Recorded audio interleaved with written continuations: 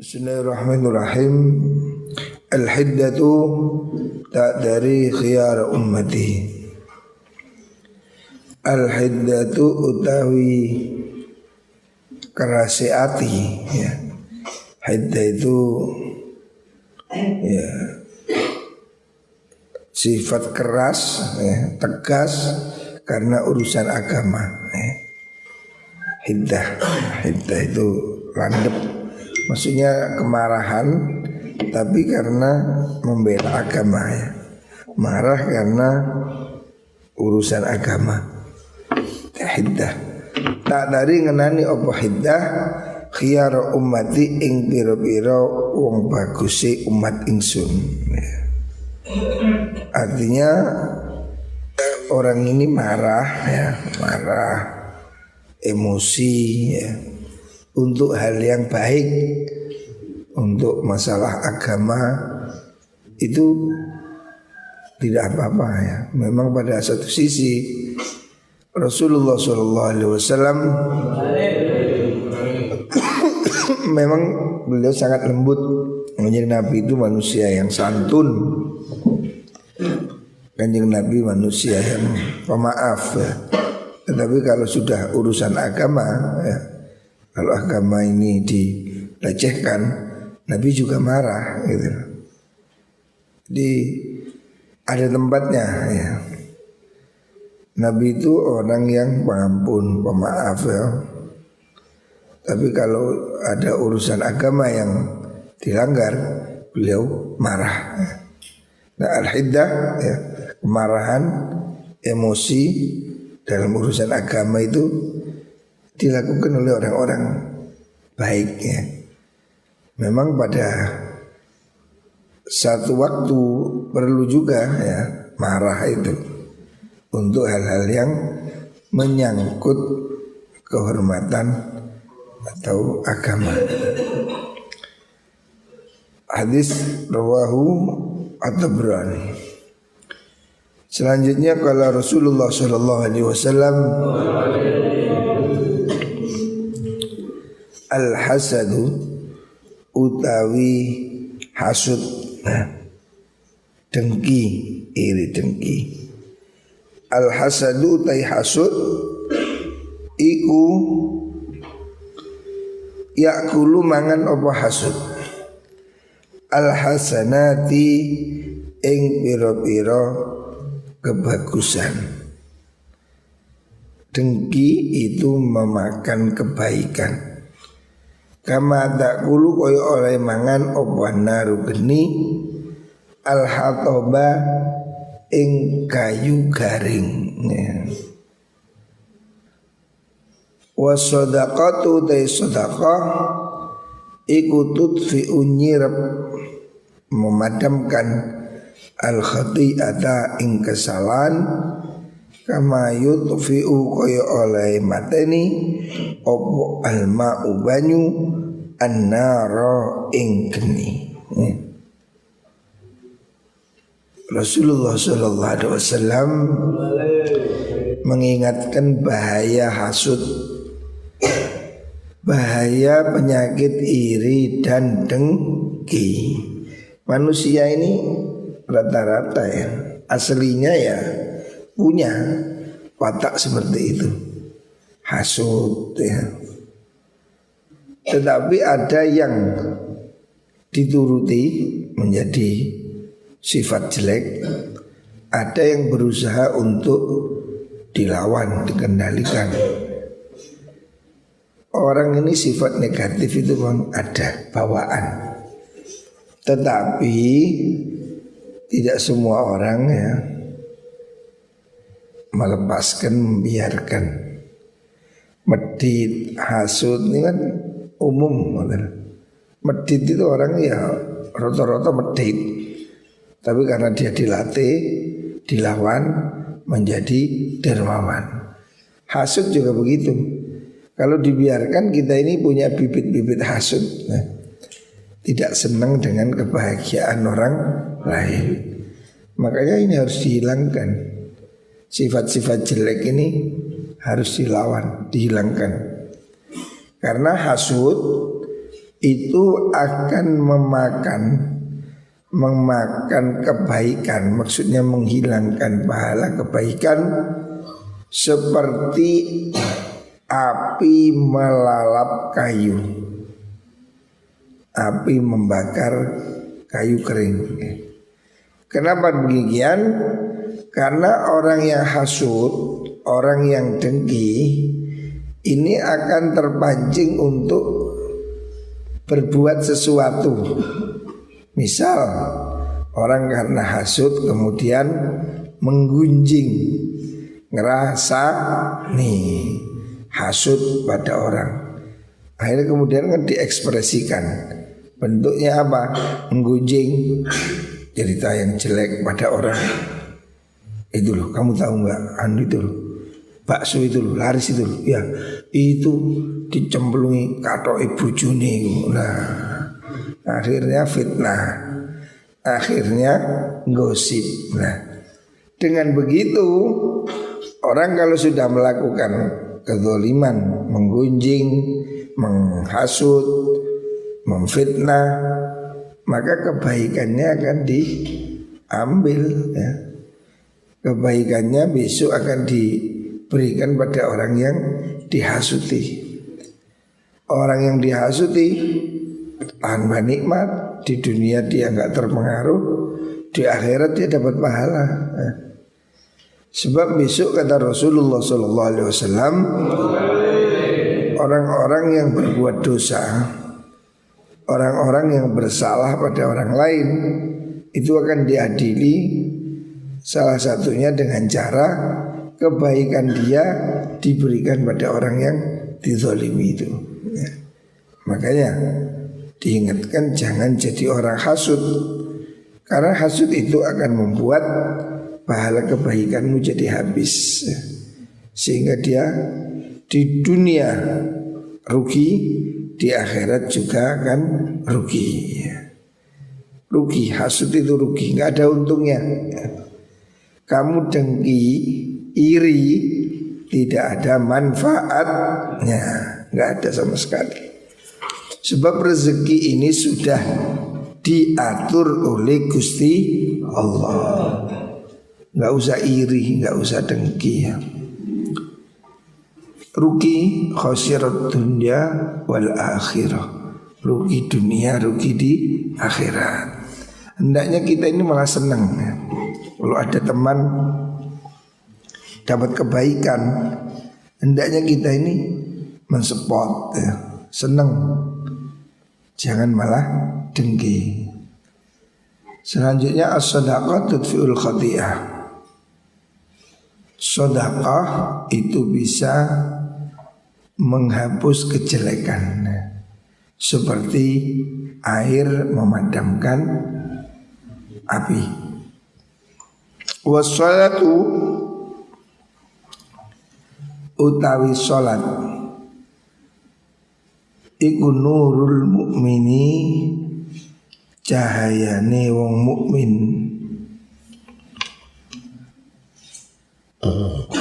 Maksudnya pahalanya sholat ya. Pahala melakukan sholat ya. Yang pagi ini sudah sholat, pahalanya sholat itu akan menjadi cahaya bagi orang yang sholat. Cahaya di mana? Cahaya dari gelapnya kubur, alam kubur, atau juga cahaya besok di atas siratal mustaqim ya. Sholat ini akan membuat cahaya, hidup juga menjadi bercahaya. Orang kalau ahli sholat hidupnya lebih menyenangkan. Wasiyamu utai poso iku junnatun, dari tameng ya. Puasa ini jadi tameng minan nari, saking neraka. Puasa ini menjadi tameng orang itu besok tidak masuk neraka ya.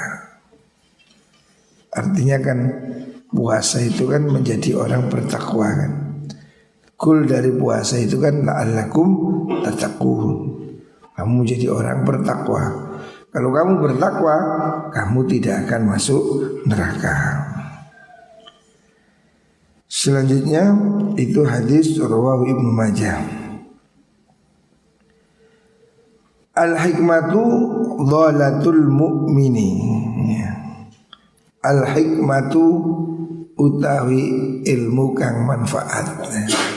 Hikmah itu ucapan atau tulisan yang bermanfaat. Iku dhalatul mu'mini, bondo ilangi wong mukmin. Maksudnya apa? Orang mukmin itu harus selalu mencarinya ya. Hikmah, ilmu. Hikmah ini diartikan ilmu yang bermanfaat. Itu bagaikan harta orang mukmin yang hilang. Orang kalau kehilangan kan dicari ya. Artinya orang mukmin itu harus selalu berusaha mencari ilmu yang bermanfaat ya. Dimanapun dia dapatkan ya, ya diambil. Kamu punya barang hilang, ketemu kayak pasar, diambil apa tidak? Ya diambil. Kamu kehilangan arloji, ketemu di mana sungai, diambil apa enggak? Diambil. Dimanapun barang hilang, kalau ketemu kita ambil. Nah, ilmu itu bagi orang mukmin seperti itu. Ilmu itu adalah sesuatu yang hilang. Makanya dimanapun kamu melihat, oh ini di Facebook ada ngaji, ambil. Oh ini di koran ada artikel bagus, ambil. Oh ini di TV, ini dimanapun kamu mendapatkan pelajaran, ambil ya. Dari siapapun, jangan lihat orangnya, lihatlah apa yang diucapkan. Walaupun ada anak kecil ngingetin kamu, ya kamu harus terima, itu kebenaran. Jangan melihat siapanya, lihatlah apa yang diucapkannya ya. Walaupun itu dari orang non muslim, kok ada ucapan yang bagus, petunjuk yang bagus, ilmu yang bagus, ambil ya. Jadi pokoknya ilmu ini adalah milik kita ya. Walaupun itu yang mengucapkan orang non muslim, memberikan kamu resep tentang apa COVID-19. Ya siapapun, itu Cina, itu Amerika, itu Israel ya. Siapapun yang mengajarkan pada kamu sesuatu yang bermanfaat, ambillah ya. Jangan melihat dulu, oh ini siapa yang ngomong, oh bukan, gak mau saya. Tidak, kebaikan itu dari manapun adalah milik orang mukmin ya. Makanya itu disebutkan unzur maqala wala tanzur man qala. Lihatkan apa yang dia ucap, jangan lihat siapa yang mengucapkan ya. Begitu juga Rasulullah SAW juga mau mendengar apa syair-syair orang-orang zaman dahulu. Ada Manah apa Umayyah bin Salt, itu orang sastrawan pada zaman Nabi, itu kafir, tapi Nabi juga masih mau mendengarkan syair-syairnya. Kebaikan itu dari siapapun ya. Jadi walaupun itu yang mengucapkan orang non muslim atau siapapun ya, yang mengajari kamu kebaikan, ambillah ya. Jangan lihat siapa yang mengucapkan, lihat apa yang keluar, bukan siapa yang mengeluarkan. Walaupun itu keluar dari asilitil petik, kalau itu telur ya makanlah. Meskipun keluar dari silitil presiden, nah, kalau naimin jangan dimakan. Masih yang mengeluarkan presiden tapi telek. Oh ini teleknya presiden, nyaman orang. Yang namanya telek walaupun jenderal, walaupun presiden, ya tetap telek gitu lah. Jangan lihat siapa yang mengeluarkan, lihatlah apa yang keluar. Maju itu ya keluar dari ininya lebah, silitnya lebah. Siapapun ya yang mengeluarkan kebaikan, ambillah. Arwahul Qadha'i. Selanjutnya al-harbu hid'ah. Al-harbu utawi perangan iku hid'atun tipu daya. Khid'ah, khud'ah sama aja. Rasulullah SAW mengatakan bahwa situasi perang itu memang penuh tipu daya. Artinya strategi dalam perang itu boleh strategi, namanya perang ini kan ya tidak normal. Ada sesuatu yang dibolehkan dalam perang tapi tidak diperbolehkan di luar perang. Umpamanya bohong, bohong tidak boleh. Tapi kalau dalam perang, ya bohong itu juga ada perlu untuk, pokoknya ada orang ditawan, disuruh ngaku ini, ngaku itu, dia berusaha bohong untuk melindungi yang lain. Ya, tidak apa-apa. Jadi dalam situasi perang itu memang penuh tipu daya, seperti mengintelijen, mengintel. Itu kan neliti kesalahan orang kan tidak boleh. Tapi kalau bagi intel ya boleh. Karena apa? Itu kan untuk kepentingan perang. Tipu-tipu itu strategi dalam perang diperbolehkan. Selanjutnya itu hadis riwayat Bukhari dan Muslim, hadis sahih. Selanjutnya kalau Rasulullah SAW, al-haya'u la ya'ti illa bi khairin. Al-haya'u utawi sifat isin iku la ya'ti ora teko apa haya illa bi khairin, angin kelawan bagus. Sifat malu itu selalu bagus ya. Malu itu selalu bagus ya.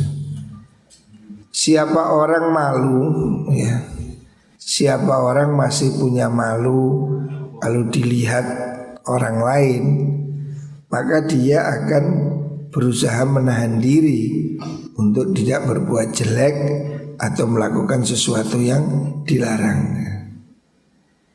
Orang ini masih punya malu, kamu punya malu, kan ya malu dilihat orang cium-ciuman, makanya dilihat orang sweet-sweet, malu kan. Kalau kamu punya malu, kamu akan bisa mengendalikan diri. Tapi kalau sudah nggak ada malu, ya biasa deh, masih muda gak izin. Di luar negeri sudah ada klub nudis, klub telanjang. Semua orang telanjang, diskotik telanjang, pantai telanjang. Yuk guandul ngono, biasa guandul. Wis gak isin, wis kayak wedhus masa isin gak tau. Wedhus masih gak kotangan, ya biasa gandul. Karena sudah tidak punya malu. Manusia ini kalau sudah tidak punya malu, ya seperti hewan itu. Petek ya gak tolak-tolak, cerat-cerut biasa. Nelek ke masjid ya biasa, nggak punya malu.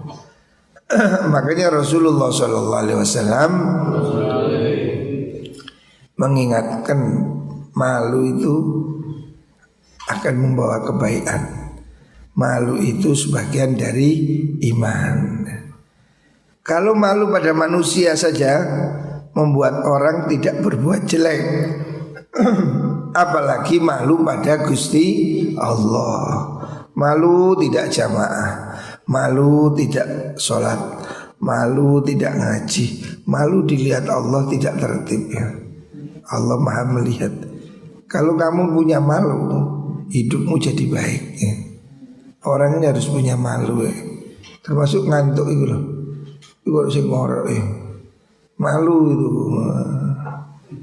Harusnya malu, ngaji kok tidur, malu. Iku lho sapa iku? Ri. Sapa nggak turu ngorok iku? Harusnya malu ya. Malu mendatangkan kebaikan. Sebab manusia ini secara naluri yang asli ya, naluri yang asalnya yang sehat, akal sehat, itu pasti punya rasa malu. Dia takut ya melihat sesuatu. Ini kan kontrol sosial. Kamu tidak telanjang karena kamu punya malu ya. Malu akan membuat kamu meninggalkan sesuatu yang tidak pantas. Apalagi malu pada Allah Subhanahu wa ta'ala. Rawahu Shaykhan, hadis riwayat Imam Bukhari Muslim. Selanjutnya, al-hikmatu tazidus syarifa syarafan. Al-hikmatu utawi hikmah. Hikmah ini kalau ngaji mesti dimaknai ilmu kang manfaatnya, sesuatu yang berguna, pekerjaan atau pengetahuan. Iku tazidu nambahi opo hikmah asyarifa ing wong kal mulya syarafan ing kemuliaan. Orang menjadi lebih mulia. Orang mulia tambah mulia kalau dia mempunyai hikmah ya, mempunyai pandangan yang bagus, kebijakan ya. Memang dia mempunyai sikap yang baik gitu. Hikmah itu sesuatu yang bermanfaat, pengetahuan yang bermanfaat, akan membuat orang itu semakin baik ya. Nggak ngamuan, tidak emosian, tidak sentimen ya. Karena dia ada hikmah. Wa tarfa'ulan ngangkat al-abda, ngangkat maksudnya ngangkat apa hikmah ya. Ilmu yang pengetahuan yang baik itu akan mengangkat al-abda ing kawula al-mamluka kang den miliki seorang budak hatta tujlisahu sehingga nglungguhaken apa mengkono hikmah ing Abdul Mamluk majalisal muluki ing pira-pira nggon lunggune raja ya. Artinya orang yang budak sekalipun ya, orang biasa, orang miskin, orang-orang yang aslinya itu dianggap rendah ya. Kalau zaman dahulu budak pun akan menjadi mulia seperti raja kalau dia punya ilmu yang manfaat. Itu namanya hikmah ya. Ba'dul ulama memaknai hikmah itu hayatun nufus ya, jiwa yang hidup ya. Maksudnya jiwa yang baik, yang tumbuh menanam kebaikan pada orang lain. Orang yang mempunyai hikmah ya, kebijakan, pengetahuan yang bermanfaat, itu akan membuat dia menjadi mulia ya. Ilmu ini akan membuat orang jadi hidupnya lebih baik ya. Orang-orang yang dulunya hina menjadi mulia karena dia punya ilmu. Kita ini jangan minder, jangan minder. Kamu siapapun, bapakmu, Enggak ada masalah ya. Apapun masa lalumu tidak masalah. Yang penting masa depanmu lebih baik ya. Meskipun anak itu tukang becak, hafal Quran, pintar ngaji, kamu pasti dihormat ya. Walaupun anaknya kiai tapi beling, pak gelem ngaji, juga payu Ren. Jangan ngandalkan nasab ya. Jangan mengandalkan bapakmu. Kalau kamu makan Ya kamu makan sendiri. Bapakmu makan, kamu tidak bisa ikut kenyang. Orang yang mengandalkan bapaknya itu seperti orang yang kepingin kenyang melihat bapaknya makan. Nggak bisa ya. Kalau kamu berbuat, walaupun kamu di barat Nabi di sini budak ya. Budak itu kan kasta yang rendah, manusia yang setengah manusia, akan menjadi raja kalau dia punya hikmah, punya ilmu yang bermanfaat ya. Rawahu Ibnu Adi. Selanjutnya kala Rasulullah sallallahu alaihi wasallam, al halalu bayyinun ya. Nabi menjelaskan bahwa halal itu jelas. Al halalu bayyinun. Tidak ada keraguan. Sesuatu yang halal itu jelas ya. Roti halal, buah-buahan halal ya.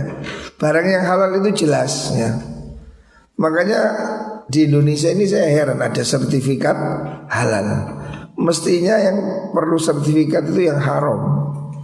Kalau halal ini kan masa ada buah sertifikat, tidak perlu buah. Ini kemarin kan ada istilah apa itu kemarin, kelepon. Nah, itu orang guyon aja. Masa ada kelepon Islami, khususnya kambing Islami, kambingnya kudungan. Itu apa itu? Enggak. Itu orang dagelan. Halal itu sudah jelas. Sesuatu yang halal itu jelas gitu loh.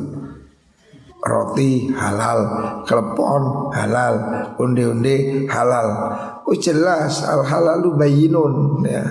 Sesuatu yang halal itu jelas. Madu halal, susu halal. Orang sudah enggak perlu takut. Yang halal itu jelas. Wa innal harama bayyinun. Wa innal harama sudah perkara kang haram iku bayyinun yo jelas. Manusia ini sebetulnya sudah diberi akal budi, ngerti gitu.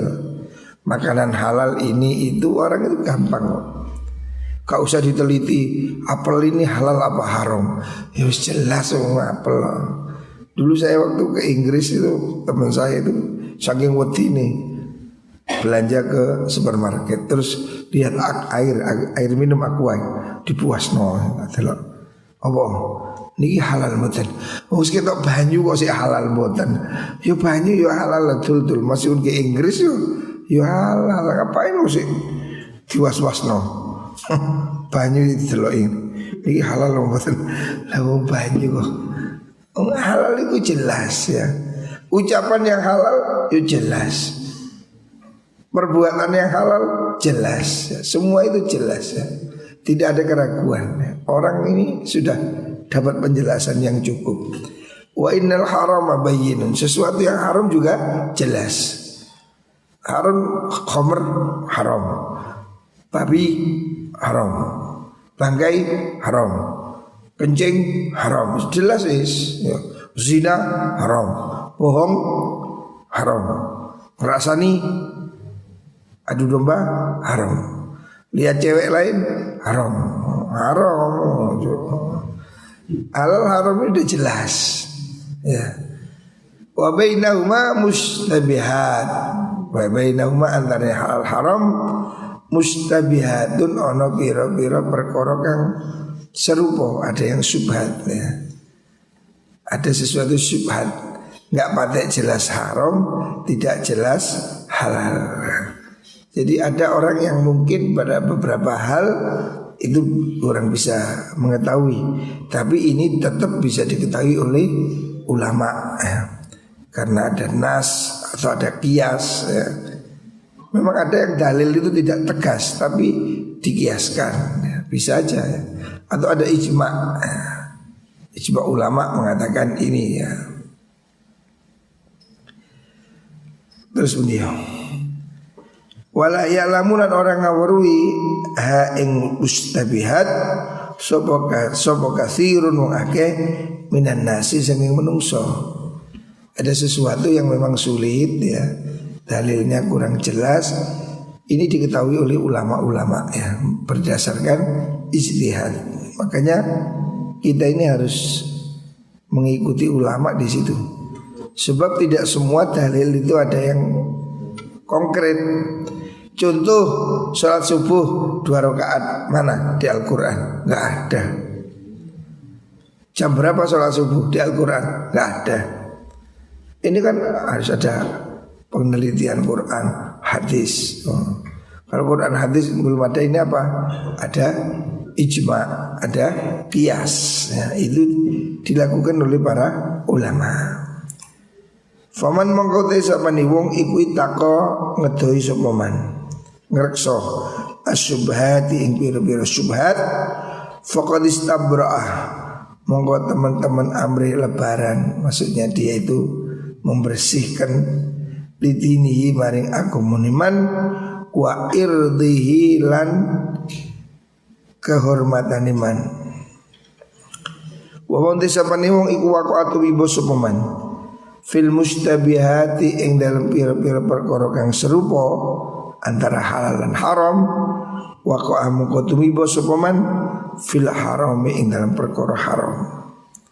Karain madani wong kang angon yar'a kang mangon sapa rain haulal hima ing dalem kiwa tengene sekitare bumi larangan, daerah terlarang, yusiku parek opo ayyuwa qiyahu yen tumiba sapa wong ing alhima.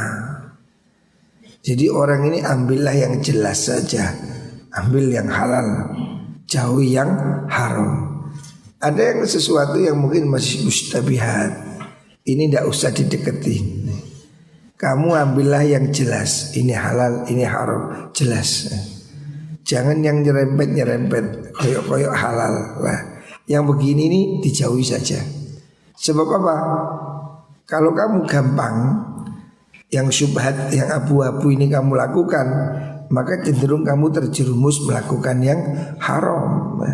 Makanya langkah hati-hati, jauhilah sesuatu yang ragukan. Da'ma yurid, tinggalkan sesuatu yang meragukan. Jika kamu ragu-ragu, ini halal apa haram, tinggalkan aja ya. Pilihlah yang jelas haram, jelas halal. Jauhi sesuatu yang jelas haram. Kalau kamu ragu-ragu, lebih baik ditinggalkan. Sebab orang yang melakukan sesuatu yang syubhat, ini cenderung akan masuk ke dalam haram. Seperti orang menggembala di daerah terlarang, di dekatnya pasti akan ngelambrak gitu, akan masuk. Makanya lebih baik dijauhi. Ala iling-iling wa inna likulli malikin iku kudu saben-saben rojo penguasa himan ono bumi larangan. Setiap raja punya daerah yang privat, yang terlarang, yang tidak boleh dimasuki. Wa inna himallahi sutune bumi larangane Allah fi ardi ing dalam bumine Allah iku maharimuhu, piro-piro larangane Allah. Allah itu punya sesuatu daerah yang terlarang, yaitu sesuatu yang diharamkan oleh Gusti Allah. Ala iling-iling, artinya jangan kau mendekati daerah terlarang. Daerah terlarang itu ya larangannya Gusti Allah. Maksiat-maksiat itu daerah yang dilarang oleh Gusti Allah.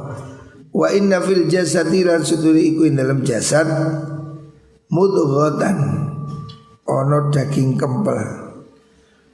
Idza salahat nalikane bagus apa mudghah, salaha moko bagus apa al jasadu jasad kulhus kabehane jasad. Wa idza fasadat nalikane rusak apa mudghah, fasada moko rusak apa al jasadu jasad kulhus kabehane jasad. Ala iling-iling wa ya utai mungkunu al mudghah iku al qalbu ati. Rasulullah sallallahu alaihi wasallam mengingatkan kita ini ada sesuatu organ yang penting, itu akan mempengaruhi semua dari kehidupan, yaitu hatinya. Maka hati kita, hati nurani ini bersih ya, jangan sampai dirusak. Manusia ini fitrahnya manusia itu baik. Kullu mauludin yuladu alal fitrah. Manusia ini fitrahnya baik. Orang itu tanpa agama pun fitrahnya itu tahu mencuri itu jelek, bohong itu jelek. Fitrah manusia itu baik ya. Tapi kemudian karena diracuni pergaulan, pendidikan yang jelek, akhirnya menjadi rusak. Makanya jagalah hatinya. Hati kita ini adalah suci ya. Jangan dirusak dengan perbuatan-perbuatan jelek yang membuat hati ini jadi kotor. Kallabal rona ala qulubihim. Karena hati ini dikotori perbuatan jelek, akhirnya jadi kotor, jadi budak, sehingga tidak mengerti kebenaran. Aslinya hati kita ini baik, fitrah manusia itu bagus. Rohsekhan. Selanjutnya al-hilfu manfaqatan lil sil'ah mamhaqatan lil barakah waribah. Yang terakhir qala Rasulullah sallallahu alaihi wasallam, al-halifu utawi sumpah iku munfaqatun kang mayo akan, unfiqatun mayo akan, mayo no lisil ati maring dagangan. Orang sumpah ini mungkin dagangannya laris karena orang menjadi percaya. Ya, sumpah iki api, wallahi iki apa, wallahi itu tidak boleh ya. Mungkin kamu dengan sumpah itu bisa meyakinkan pembeli, tetapi itu tidak bagus. Mumhaikatun iku ngerebur lil barakati maring berkah ya. Orang jual beli yang pakai sumpah itu tidak berkah, karena dia telah memperalat Gusti Allah. Allah ini kan nama yang agung ya. Jangan diecer-ecer untuk jualan barang murah gitu. Tuhan ini jangan dibawa-bawa ke dagangan, politik ya. Jangan kita ini memperalat Gusti Allah. Dagang isi Gusti Allah diperalat. Wallahi ya, wallahi anu lah, tidak boleh ya. Tunjukkan aja barangmu baik, tidak perlu kamu bersumpah. Karena kalau kamu jual beli dengan sumpah, apalagi bohong, wah ini bahaya. Mumhaikatun lil barakah, itu akan membuat hartamu tidak barokah ya. Memang menyebabkan daganganmu laris mungkin ya.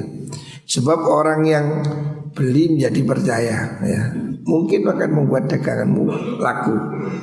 Tetapi itu akan menjadi sebab hartamu tidak barokah. Tidak barokah ini ya mungkin bisa jadi nanti hilang ya, rusak, atau akan menjadi kamu berbuat jelek ya, tidak bermanfaat dan seterusnya ya. Harta ini kita harus jaga ya. Carilah harta yang betul-betul halal supaya hidup berkah. Berkah ini penting ya. Dengan harta yang halal berkah, kebaikannya bertambah. Tapi kalau harta itu tidak berkah, nggak bisa dijak kebaikan, sulit dibuat kebaikannya. Jadi orang jadi pelit, jadi jahat ya, karena hartanya tidak berkah ya. Moga-moga kita semua diberi harta yang berkah, hidup yang berkah nih.